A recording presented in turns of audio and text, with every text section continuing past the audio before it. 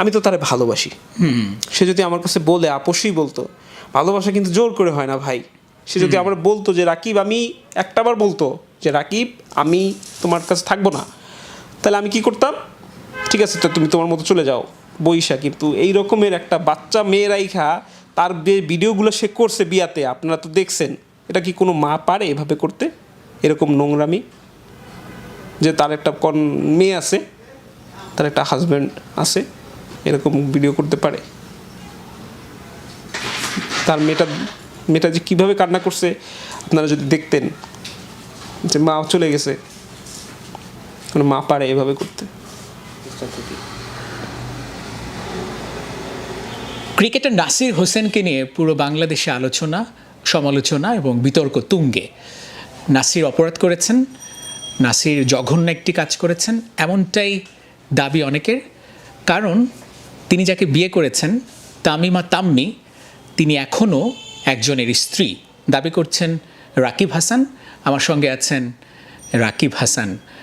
নাসির যাকে বিয়ে করেছেন ধুমধাম করে, নাচ গান করে, সেই তামিমা তাম্মির বর্তমান স্বামী তিনিও, এবং সেটা তিনি দাবি করছেন। তাদের 11 বছরের সংসার, 8 বছরের ফুটফুটে একটা মেয়েও রয়েছে। এই অবস্থায় একটি মা কিভাবে পারে এরকম নাচ গানের মাধ্যমে, অনুষ্ঠানের মাধ্যমে বিয়ে করতে বা বিয়ের পিড়িতে বসতে? তো আমার সঙ্গে আছেন রাকিব হাসান, আমি জানবো, এবং ওয়ান সাইড স্টোরি না, তার কাছ থেকেও জানার চেষ্টা করব। পাশাপাশি আমি নাসির হোসেনকে চেষ্টা করেছি আজকে তার সঙ্গে কথা বলার জন্য। তিনি গণমাধ্যম কর্মীদের সঙ্গে তিনি কথা বলতে চাননি, এবং তিনি বলেছেন যে অনুষ্ঠান বা আয়োজন করে প্রেস কনফারেন্স করবেন।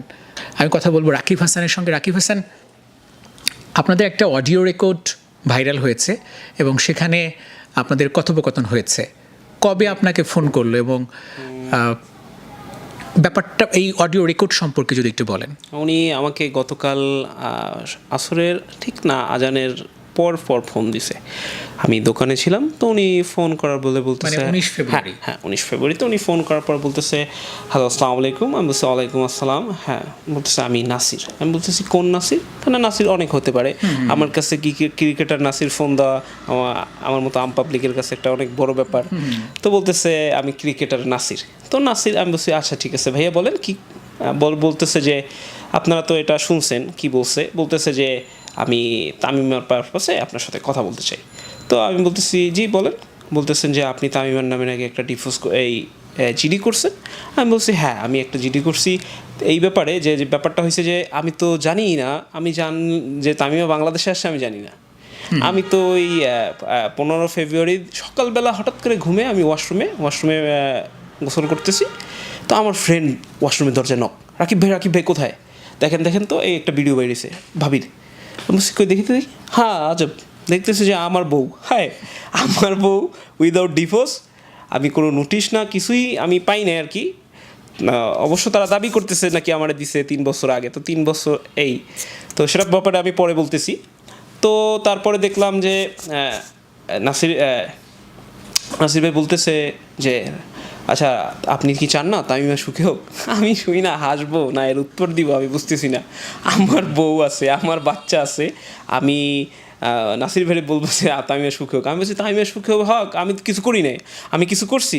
আমি শুধু একটা আমি একটা জিডি করছি, কারণ হলো যে আমার সেলফ ডিফেন্সের জন্য, আমার আমি জানি আমি এটা কইরা দেন সাংবাদিকের কাছে বলছি যে ভাই এ তো আমাকে ডিফোর্স দেয় নাই, বা আমি এরকম ডিফোর্সের কোনো কিছু পাই নাই, বা আমি তাকে দেই নাই। তো এটা কি হয় ভাই, এটা কিভাবে হয়? কি এটা কি আমরা একটা মুসলমান কান্ট্রিতে বাস করি, তো অবশ্যই বাংলাদেশ আমাদের একটা মুসলিম কান্ট্রি, তো আমরা ধার্মিক মুসলমান, সে এভাবে একটা কাজ কিভাবে করে?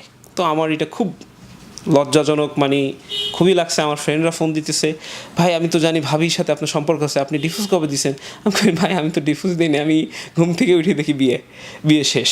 তো তারা খুব ধুমধাম। কিন্তু এই একটা জিনিস অবাক লাগলো, আমার খুব কষ্ট লাগলো। আমার মেয়েটা আমাকে ফোন দিয়ে বলতেছে আমার আম্মা, ছোটো ভাই হলো মোবাইলে চেকিং করতেছে, নিউজ দেখতেছে, হঠাৎ করে দেখে যে ওর পাশে ছিল আমার মেয়েটা। তো দেখতেছে বাবা চাচু আম্মু বলতেছে কি কই দেখি হ্যাঁ দেখতেছে যে সে বিয়ে করতেছে। কি হাসি তার, কি ঠাট্টা তার, কপালে চুমা, কত কি। তো এগুলো দেখে মেয়ে অনেক কান্না করছে। মেয়ে আমার ফোন দিল রাত্রেবেলা, নাসির ফোন দেওয়ার আগের দিন রাত্রেবেলা ফোন দিয়ে বলতেছে, বাবা আম্মু কী করছে তুমি দেখছো? আমি বলছি, বাবা আম্মু কী করছে দেখছি তো আম্মু। আচ্ছা তুমি আম্মুরে বকা দিবা না? আমি বলছি, আম্মুরে বকা তুমি দিও, তোমার আম্মু তো তোমার রাইখা বিয়ে করছে, তো তুমি বকা দিও, তখন তোমার সামনে আসবে কোনো দিন, তো তুমি দিও। আর আমি যদি পাই আমি বকা দিয়ে দিব না তোমার তরফ থেকে। তো ঠিক আছে, মেয়ের সাথে কথা শেষ। মেয়ে তো আপনার আম্মুর সাথে হ্যাঁ, আছে। আমার আম্মুর সাথে আছে। আমার আম্মুর সাথে আছে কি, যে আমি এইখানে ওদের বাসার যে ওর যে মা আছে, সে যে পরিবেশ, তার তো তার মেয়ে যদি বয়ফ্রেন্ড নিয়েও বাসায় আসে তাও তার কিছু না, বা কোনো ফ্রেন্ড বইলা বয়ফ্রেন্ড নিয়ে বাসায় আসে তাও সে কিছু করবে না। কিন্তু আমার মেয়ে তো এখন তো দেখতেছেন শিশু নির্যাতন হইতেছে, বা যে কোনো সময় দেখা যায় যে ওদের সাথে গেস্ট আসলো, সেই গেস্ট আমার মেয়ে নিয়ে কিছু একটা, তো এই আমি বাবা হিসেবে চিন্তা করতেই পারি। তো এই আমার মেয়ের সেভের জন্য আমি আমার মেয়েকে কি করলাম, আমার আম্মার কাছে বরিশালে নিয়ে গেলাম। তাও কিভাবে নাই, তাও কি হয়েছে, আমি তো ওদের বাসায় মেয়েকে আমার ওয়াইফ বলতেছিল একটা, তো ওটা ঘটনা বলি।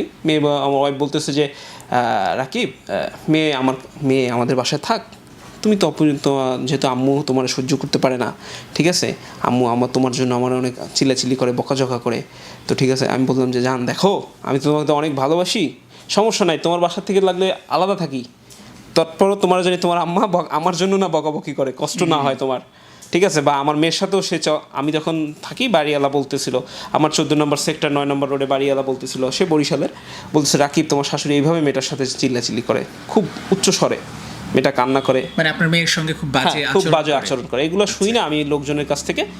তখন একদিন হঠাৎ করে মেয়ের কাছে মেয়ে বুধবার দিন আমার দোকান বন্ধ, আমি মেয়ের সাথে দেখা করতে যাই। আমি দেখি কি মেয়ে পর্দার পিছনে আড়ালে লুকাচ্ছে, খাটের পিছনে লুকাচ্ছে, বিভিন্ন জায়গায় দৌড়াদৌড়ি করতেছে, বাবার সাথে যাবে না। তো আমি খুব আদর করে যখন মাথায় হাত দিয়ে বসি, বাবা চলো ঘুরে আসি KFC-তে, আমরা চিকেন ফ্রাই খাবো, ঘুরবো, তখন আসছে। সে আসার পরে বলতেছে, জানো বাবা, আমার নানু বলছে তুমি আসলে তোমার সাথে না যেতে, আর তোমার সাথে গেলে আমার মারবে, এই জন্য আমি যাইনি। এটা শুই না আমার খুব কষ্ট লাগছে। তো তারপরও আমি এটা মুখের ভিতর সহ্য করে রাখছি, যে দেখি তামিমা বলে কিনা রাকিব। তো একদিন ঠিকই আমি যখন গেছি ওদের বাসায়, দারোয়ান আমার ঢুকতে দিয়েছে না, যে রাকিব ভাই, ম্যাডামের মা আপনাকে বাসায় যেতে না করছে। তো আমি তামিমার সাথে সাথে নিচে বসেই ফোন দিয়েছি, তামিমা তোমার আম্মা নাকি আমার মেয়েকে দেখতে যাওয়া করছে, তুমি দাঁড়াও নিচে, আমি এখনই মার সাথে কথা বলতেছি, তোমার মেয়ে তুমি দেখতে যাবা, কে বাধা দেওয়ার আছে। তারপরেও আমি রাগ করে চলে আসছি বাসায় চলে এসে বসে ঠিক 5 থেকে 10 মিনিটের মাথায় তামিমা ফোন, যাও তুমি তোমার মেয়ে নিয়ে ঘুরে নিয়ে আসো। তো এই সুযোগ আমি একটা পেলাম যে আমার তামিমা আপনাকে বলতো যে মানে তার মা আপনাকে পছন্দ করে না, কিন্তু কেন মানে পছন্দ করে না, কারণ হয়েছে যে তামিমাকে তো আমি পড়াশোনা করাইছি, SSC পাস করার পর আমার এখানে আসছে।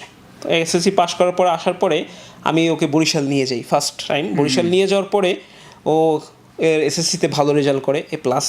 তো এখন আমি বলতেছি যে সবাই চায় যে ভালোবাসার মানুষটা পড়ুক, শিক্ষিত হোক, সেটা আমি না, তো আমিও চাও, সব হাজবেন্ডই চায়। মানে তখন তো আপনার বউ। হ্যাঁ, তখন তো আমার বউ। তো আমি বলতেছি যে ঠিক আছে, আব্বুরে বলতেছি যে আব্বু, তামিমাকে এখানে ভর্তি করে দিই ডিগ্রি কলেজে, ও এখানে পড়ুক আমাদের থানায়। তো আব্বু বলতেছে যে মেয়েদের বেশি পড়ালেখার দরকার নেই, ও এখন পড়াশোনা যা করছে সংসার করুক। আমি বলছি না, আমার বউ পড়বে। তো এক পর্যায়ে আব্বুর সাথে এটা নিয়ে আমার কথা কাটাকাটি হয়। তখন আব্বু বলছে রাগ করে যে তোমার বউ যদি পড়াইতে হয় তুমি আমার বাসা থেকে বের হয়ে যেয়ে পড়াও। তো আমি রাগ করে ঢাকায় চলে আসি বউ রেখে। এসে আমি একটা পর্দার শোরুমে জব নেই, ম্যানেজার পোস্টে। তো নেওয়ার পরে আমি তাকে ঠিক 1 সপ্তাহের মাথায় ঢাকায় নিয়ে এসে একটা সাবলেট বাসা নেই, তারপর তারে টাঙ্গাইল নিয়ে যেয়ে ইন্টারে ভর্তি করে দিই। টাঙ্গাইল হচ্ছে আপনার শ্বশুর বাড়ি, টাঙ্গাইল হচ্ছে আমার শ্বশুর, ওরে কুমিদিনী কলেজে ভর্তি করে দিই। ভর্তি করার পরে ও ক্লাস করে, আসে যায়, নিয়ে আসি। আমি বন্ধের দিন ওকে বুধবার নিয়ে যাই, নিয়ে আসি। শাশুড়ির সাথে খুব ভালো না, শাশুড়ির সাথে তখনও সম্পর্ক না, শাশুড়ির সাথে সম্পর্ক না, শাশুড়ি সে আমাকে খুঁজে মারার জন্য, মানে পাইলে সে মারবে, মানে এরকম একটা কিছু। প্রেম করে বিয়ে? হ্যাঁ, প্রেম করে বিয়ে, আমাদের রিলেশন করে বিয়ে। তো তারপরও রিলেশন করে বিয়ে, প্রথম বিয়ের কথা কিন্তু তামিমাই বলছিলাম মানে, যে আমি বলতেছি তামিমা আমি এখনো কিছু করি না, ভালো করে কিছু করি, আর তুমি পড়াশোনা করো, তারপরে তোমার বিয়ে করি। না, আমার মেয়ে মা বিয়ে দিয়ে দেবে, আসো বিয়ে করি। আর তুমি কি বিয়ে করতে চাও না? হ্যাঁ, তুমি কি আমার সাথে শুধু শুধু প্রেম করছো? যোগাযোগ ছিল কিভাবে? ফোনে যোগাযোগ ছিল। আচ্ছা, ঠিক আছে। তো ফোনে যোগাযোগ ছিল। তো আমরা তারপরে নিয়ে আসার পরে ওই ক্লাস করতেছে কন্টিনিউ। এর মধ্যে কি হয়, ওর আম্মা খুব কান্না করতেছে যে আমি মেয়ের সাথে দেখা। আমার কি ভাই বুঝছেন, আমি একটু সহজ সরল টাইপে বললেই চলে, কারণ আমি ভাবছি সে তার কান্নার পিছনে যে লুকাই আছে অন্য কিছু, তা তো আমি জানি না। সে বলতেছে, আমি তারপরে কি করছি, তার মাকে নিয়ে আসছি। তার মা নিয়ে আসার পরে হঠাৎ করে তামিমা দেখতেছি কি একটা নেপচুন এয়ারলাইন্স, প্রথম নেপচুন এয়ারলাইন্স নামে বিএনএস সেন্টার একটা অফিস আছে, ওইখানে সে ইন্টারভিউ দেওয়ার পরে সে ওইখানে একটা চাকরির পায়। তো ওইখানে ওর আম্মারে বলে কি, আপনি কিছু টাকা ইনভেস্ট করেন এইখানে, যদি কিছু টাকা দেন আপনাকেও আমরা একটা শেয়ার দিব। আমি বলতেছি 2-3 লাখ টাকা দিয়ে নেপচুন এয়ারলাইন্সের শেয়ার, আচ্ছা মজার ব্যাপার। আমি এটা নিয়ে, আর শাশুড়ি যেহেতু মা তো না, তারে আমি আর বলিলে লজ্জা পাবে। তো আমি বলছি ঠিক আছে, তোমার আর মাই যা ভালো মনে করো সেটাই করো। তো সে কী করলো, ওইখানে একটা ইন্টারভিউ দেওয়ার পরে এই মধ্যে কী হয়েছে, আমরা একটা বাচ্চা কনসেপ্ট করে ফেলেছি। কনসেপ্ট করার পরে আমি তো দোকানে থাকতাম, তোর মা ওরে খালি বুদ্ধি দেয় যে তুই যদি এখন বাচ্চা কনসেপ্ট করস তোর তো কেরিয়ার নষ্ট হয়ে যাবে, মানে বাচ্চা নষ্ট করার জন্য বলে। ঠিক এক পর্যায়ে সে তার মা তার মেয়েকে কনভিন্স করার পরে সে যায় তার নগরায়ণ স্বাস্থ্যকেন্দ্র 10 নম্বর, এই 6 নম্বর সেক্টরে 10 নম্বর রোডে। তা আমার এক ভাই জাহিদ ভাইয়ের বউ, তাকে ফোন দেই, ভাই কি বলো, বলতেছে রাকিব এটা কি করা উচিত হবে, খুব গুনার কাজ। আমি বলতেছি, আমি যখন হসপিটালে তখনও বলতেছি, তামিমাও বলতেছে সেটা সত্যি তাই, তামিমাও চাচ্ছে বাচ্চাটা হোক, কিন্তু তামিমার মা তাকে জোর করে নিয়ে গেল।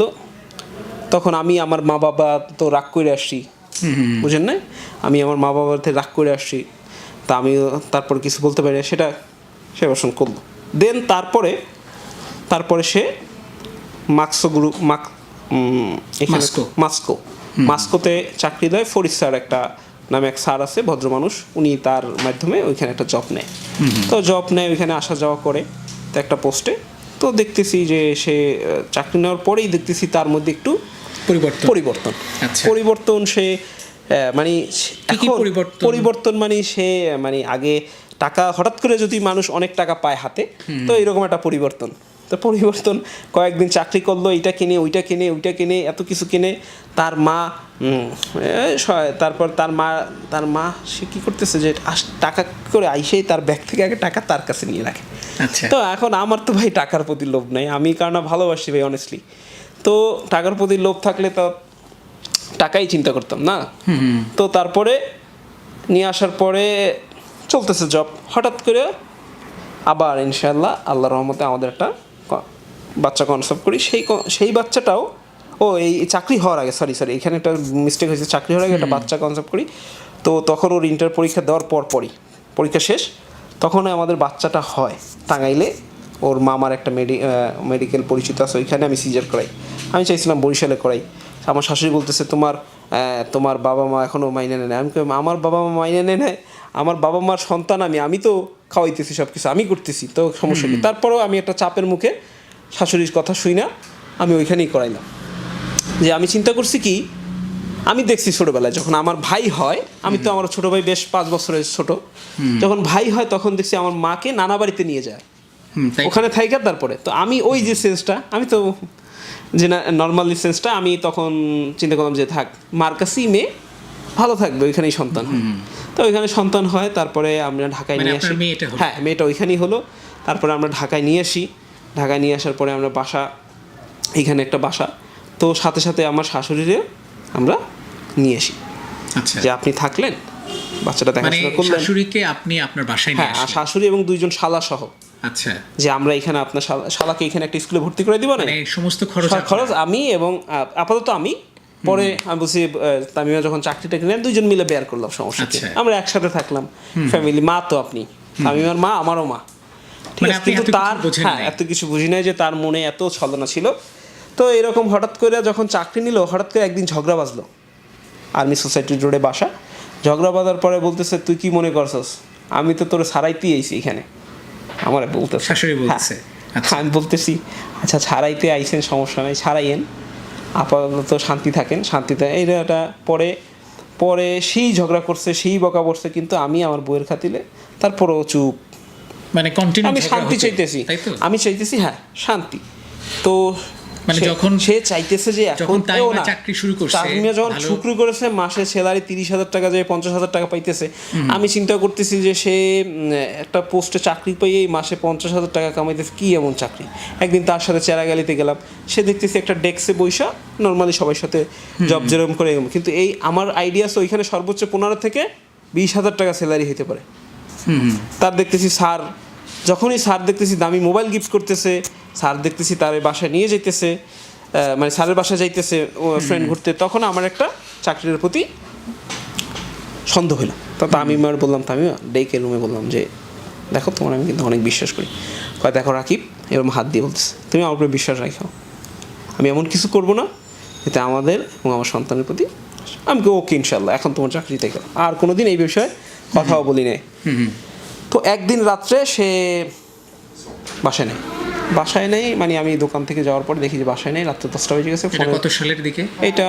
মেবি আমার মেয়ের বয়স তখন 1 বছর, আচ্ছা, এখন 8 বছর, তো 1 বছর। তো তখন তার সাথে তার একটা বোনও আছে, সেও এখন চাকরি করে, সে ওই যে মামাতো শালী, তার মা যথেষ্ট ভালো মানুষ, সেও অনেক, ওর ফ্যামিলি সবাই জানে যে আমি কেমন ছেলে। ওর ফ্যামিলি এখনও বলতেছে, আমার সবাই কমেন্টস করতেছে রাকিব আর তোমার জন্য দোয়া রইল, ওর ফুপা আমার কমেন্টস করতেছে। তো এত কথা বলা কি, তারপরে আমরা তো মানে আপনাদের সম্পর্কের ভিলেন ছিল শাশুড়ি। সে মূলত আমাদের আলাদা করতে চাইছে, ঠিক আছে। যখনই চাকরি হয়েছে তখন থেকে করছে, তখন চাকরিটা নেওয়ার পরেই সে বাসাটা চেঞ্জ করে আসলো 10 নম্বর সেক্টরে। সোজা কথা ভাই, আমি একটা ম্যানেজার হইয়া আমি তো ভাই 40,000 টাকার বাসা বের করতে পারবো না, সম্ভব না। তখন সে বাসাটা নেওয়ার পরে কি করলো, চাকরিটা হুট করে ছেড়ে দিল। ভাই আমি ভাই বাসে 40,000 টাকা ভাড়া, এই 4টা লোক, খাওয়া যাওয়া 6টা লোক, তারপর তো মেহমান আসলো টুকটাক, তাই না, বাচ্চার খরচ আছে।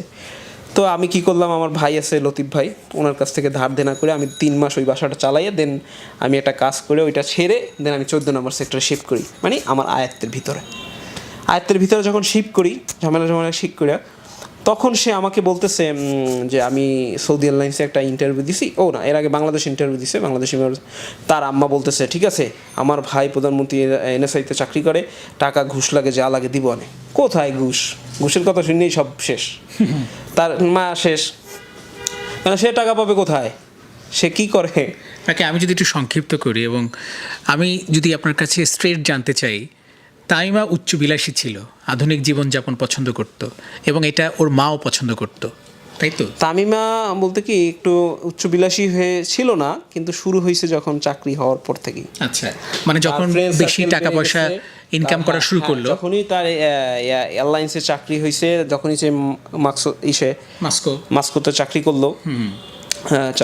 করলো, তখন থেকেই সে একটু শুরু হওয়ার পর থেকেই, তখন থেকে মানে আস্তে আস্তে করে পরিবর্তন। নাসিরের বিষয়টা কবে জানতে পারলেন? নাসিরের বিষয়টা একটা ছবি ভাইরাল হয়েছিল অনেকদিন আগে। নাসিরের বিষয়টা এর আগে আমার একদিন, আমি ওই যে আমার দাঁতের সমস্যা, তো আমি হসপিটালে ছিলাম, করতেছি, তখন আমার ফোন দিছে, জান নাসির আমার না ফ্রেন্ড রিকোয়েস্ট পাঠাইছে। আমি বলছি কোন নাসির? বলছি ক্রিকেটার। ও আচ্ছা, এই বছর 2 আগে। আচ্ছা, 18 সালে। হ্যাঁ, বছর 2 আগে। আমি বলছি ও আচ্ছা, তাহলে ভালো, ফ্রেন্ড তো হইতেই পারে, সমস্যা কি।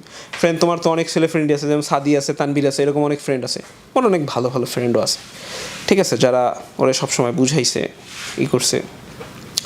তো আমি ফ্রেন্ড ভাবছি, আমাকে না, তার প্রতি আমার অগাধ বিশ্বাস যে সে একটা মেয়ে আছে, আর রাকিব তারে কোথা থেকে কোথায় নিয়ে আসছে, এইটা কিভাবে সে করতে পারে, মানে এইরকম একটা অবাক বিশ্বাস।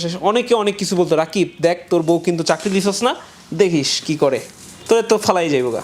আমি ভাই সবার বউ একরকম না, সবাই এইরকমই বলতাম, ঠিক শেষমেশ তাই হইলো তো। আচ্ছা, নাসিরের সাথে যে সম্পর্কটা কানাঘুষা চলতো, এটা আপনি বিশ্বাস করতেন না?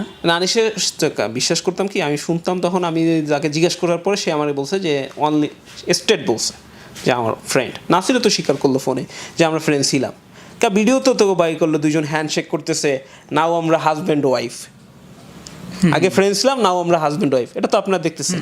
তো এইটাই তো আমি ফ্রেন্ড দেখে ফ্রেন্ডই ভাবছি। তো ফ্রেন্ড একদিন ওরা দাবি করতেছে যে কয়েক বছর ধরে আপনার সাথে নিয়মিত যোগাযোগ নাই, একই সঙ্গে আপনাকে ডিভোর্স দিয়েছে। আচ্ছা, সেটা যে দাবি করতেছে, তাহলে দাবি করার সাথে সাথে আপনি চেক করেন তার বিষয়ে, যে সে যে মেরিডিয়ানে আসতো হোটেলে, আমার মেয়ে সহ যে ছবিগুলো আমি ফ্ল্যাশ করছি সেগুলো কয়দিন আগের। মেরিডিয়ানে যে এন্ট্রি করে ঢুকতে হয়, যে এই রুমমেট এর আইসে তামিমের হাজবেন্ড না হোক, রাকিব হাসান যে গেছে তার রুমে ছিল, তো এগুলো তো আছে। ইভেন কি আমার ভাইয়ের বাসায়, আপনারা ভাইয়ের ইন্টারভিউ নেন, লতিফ ভাইয়ের, যে সে বলবে তা ভাবি জানে, কেন ভাবির বাচ্চারা জানে, ছোট ছোট বাচ্চারা, ঠিক আছে, আমি তারা নিয়ে আমার ভাবির বাসায় থাকতাম। মানে একদিকে তামিমকেও ঠিক, মানে সরি নাসিরকেও ঠিক রাখতো, আবার একদিকে আপনার সাথেও। সেটা আমি জানতাম না, কিন্তু সে, আমি জানতাম যে সে আমাকেই ঠিক রাখতেছে। এখন না বুঝতেছি সে নাসিরকেও ঠিক একই সঙ্গে রাখতেছে। দুইটা সম্পর্ক, হ্যাঁ, সে দুইটা পালতেছে, সেটা আমি জানতাম না। আমি যখন জিজ্ঞেস করতাম তখন ফ্রেন্ড, আর নাসিরের সাথে যখন বলতো, নাসিরের সাথে হয়তো যখন কথা বলতো তখন বলতো রাকিব ডিভোর্স। কিন্তু নাসির, আমি জানি না নাসির আমার হাতের, আমি এমন কোনো পেপারে আমি সিগনেচার করি না, আমার যে হুশ জ্ঞানে আমি জানি না। আমার আপনাকে তো এরকম কোনো পেপার দেয়ও নাই। না, আমাকে এরকম কোনো পেপার দেয় না সে। আর যদি আমি, শুনেন ভাই, ডিভোর্সের একটা জিনিস কি, আমি তো তারে ভালোবাসি। সে যদি আমার কাছে বলে, আপোষই বলতো, ভালোবাসা কিন্তু জোর করে হয় না ভাই। সে যদি আমার বলতো যে রাকিব, আমি একটাবার বলতো যে রাকিব আমি তোমার কাছে থাকবো না, তাহলে আমি কি করতাম, ঠিক আছে তো তুমি তোমার মতো চলে যাও বইসা। কিন্তু এই রকমের একটা বাচ্চা মেয়ে রাইখা তার ভিডিওগুলো সে করছে বিয়াতে, আপনারা তো দেখছেন, এটা কি কোনো মা পারে এভাবে করতে, এরকম নোংরামি? যে তার একটা মেয়ে আছে, তার একটা হাজব্যান্ড আছে, এরকম ভিডিও করতে পারে? তার মেয়েটা যে কীভাবে কান্না করছে আপনারা যদি দেখতেন, যে মা চলে গেছে, কোনো মা পারে এভাবে করতে? এবং এখনো তো আপনার স্টিল, তাহলে তো স্ত্রী, যেহেতু ডিভোর্স আপনি। আমি তো কোনো কাগজ পাই নাই, তার মানে অবশ্যই সে আমার এখনো স্টিল স্ত্রী। এটা কোন দেশে আমি বাস করতেছি, কোথায় আছি, আর এটা সে নাসির বাবা কেমন, সে একজনের ক্লিয়ারেন্স না নিয়ে সে বিয়ে করতেছে এরকম ঝমঝমাট ঘরোয়া করে। আমি একটু শেষ জানতে চাই যে আপনার পরবর্তী স্টেপ কি, মানে যেহেতু জিডি করেছেন নিশ্চয়ই লয়ার ধরবেন। হ্যাঁ, অবশ্যই লয়ার তো অবশ্যই আমরা ধরবো। আমরা মানে আইনতভাবে, মানে যেটা সঠিক লাইন, আইনগতভাবে, হ্যাঁ সঠিক লাইনে আমরা মোকাবেলা করব। যে আমি কাগজ, আমার ডিভোর্সের কাগজ তো আমি পাই নাই, তো সেটা আমার সেই ঈশ্বরে যেভাবে আগানো লাগে সামনের দিকে আমরা সেভাবে আগাবো, আমরা কোনো রং ওয়েতে যাব না। রাকিব হাসান যেমনটা বলছিলেন, এবং শেষের দিকে তিনি ভীষণ আবেগপ্রবণ হয়ে পড়েছিলেন, এটাই স্বাভাবিক, কারণ সন্তান তো তারও। এবং তাইমা তাম্মি যে কাজটা করেছেন, হয়তো নিজের কাছে তিনি প্রশ্ন করলেও দোষী, সকলের কাছেও তিনি দোষী। এটা সোশ্যালি যদি আমরা বলি, সামাজিকভাবেও এটা জঘন্য, নিন্দনীয় কাজ। এবং একটা মেয়ে, 8 বছরের মেয়ে, সেও জানে না যে তার মার বিয়ে হয়ে গেছে, তার বাবাকে প্রশ্ন করছে তুমি বকা দিয়ে দাও, কার সঙ্গে ছবি করছে বা অভিনয় করছে। হয়তো ওর কাছে অভিনয়টাই মনে হয়েছে, কারণ ও এখনও খেলার মতোই থাকে। সো আমরাও চাই একটা পরিচ্ছন্ন একটা সমাধান হোক, এবং নাসির হয়তো ক্যারিয়ারটাই শেষ, কারণ ক্রিকেটে ফেরা তার হবে কি হবে না সেটা পারফরমেন্স বলে দিবে। বাইরের পারফরমেন্স যার এত খারাপ, ক্রিকেটের পারফরমেন্সে কতটুকু তিনি মনোযোগ দিবেন সেটাই তো বড় প্রশ্ন। আর তাইমা তাম্মি, আপনি তো একজন মা, আমি একজন মাকে বলছি, মানে আপনি হয়তো এই ভিডিওটা দেখবেন, কারণ নাসিরের অনেক চেলা আছে যারা এই ভিডিওটা আপনাকে দেখাবে। একজন মাকে এই প্রশ্নটা করছি যে আপনার পেটে যদি সার্জারি করে থাকে, সার্জারি তো একটা দাগ থাকে, এবং সেই দাগটা সারা জীবন মোছে না। আপনি কেবিন ক্রু হন, আপনি আমেরিকায় থাকেন, ইংল্যান্ডে থাকেন, আপনি নাসিরের প্রচুর টাকার মধ্যে থাকেন, ওই দাগটা আপনি ফিল করবেন, ওই দাগটা আপনাকে মনে করে দিবে আপনার মাতৃত্ব। ধন্যবাদ সবাইকে।